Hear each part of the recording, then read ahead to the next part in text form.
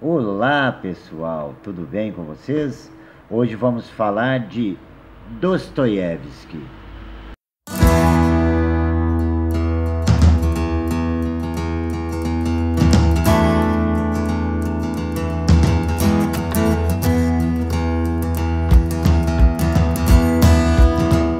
Este foi o primeiro livro publicado por um dos maiores escritores russos de todos os tempos.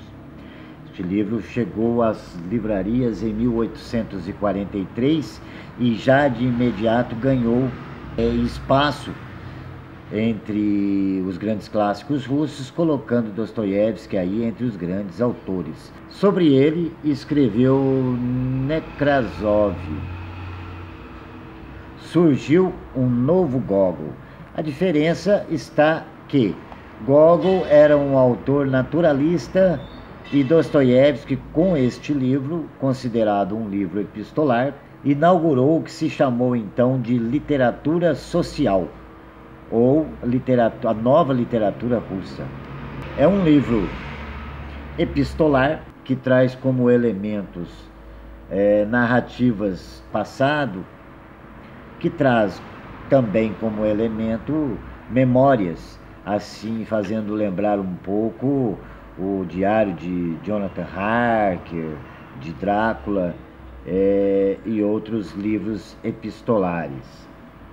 O livro narra a história de dois personagens específicos, mas em si o livro todo é de uma melancolia e de uma tristeza muito profunda, porque Dostoiévski, já no seu primeiro livro, trata da baixa sociedade, das pessoas paupérrimas, pobríssimas, que mal tinham o que comer.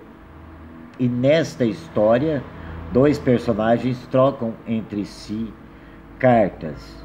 Ele é um homem de 47 anos, por dedução, já que em determinada parte ele diz que tinha 17 anos quando entrou para o serviço público e agora tinha 30 anos de serviço público, o que deixa parecer que ele então, fazendo as contas, tem 47 anos. Ela é uma moça jovem que escreve para ele suas memórias, suas dores, seus sofrimentos, suas angústias, seus dramas, e não deve ter mais do que 23 ou 24 anos. A gente percebe nessa troca de cartas entre eles que há um amor muito grande entre os dois, mas o próprio autor não deixa transparecer se seria um amor filia, um amor romântico, um amor fraterno. O autor apenas deixa transparecer que havia entre os dois um grande amor. E à medida que eles vão trocando cartas, vai ficando mais nítido esta relação entre os dois. O autor diz que eles possuem um parentesco, mas não deixa claro qual é esse parentesco. Às vezes ele chama ela de minha filha, minha querida, meu amor, minha pombinha, e isso faz com que o leitor fique na dúvida se ele está se referindo a ela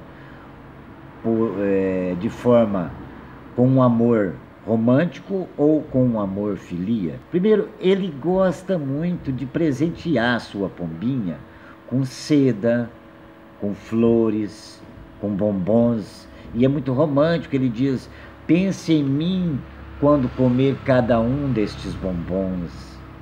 Então você percebe aí um grande romantismo por parte dele, e às vezes ele se interioriza e fala: eu sou um velho que estou doente, estou em grande dificuldade.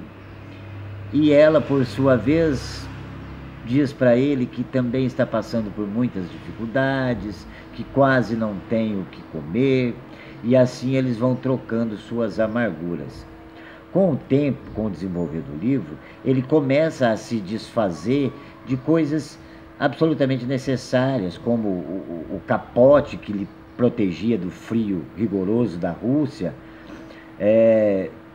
começa a ter dificuldade com guarda-roupa, a sua senhoria começa a brigar com ele porque ele atrasou o aluguel e começa a brigar com ele e começa a impedir ele de fazer as suas refeições e ele vai ficando mais deprimido e vai ficando mais doente, até que há uma reviravolta e aparece para ela um pretendente rico e ela se vê então digna.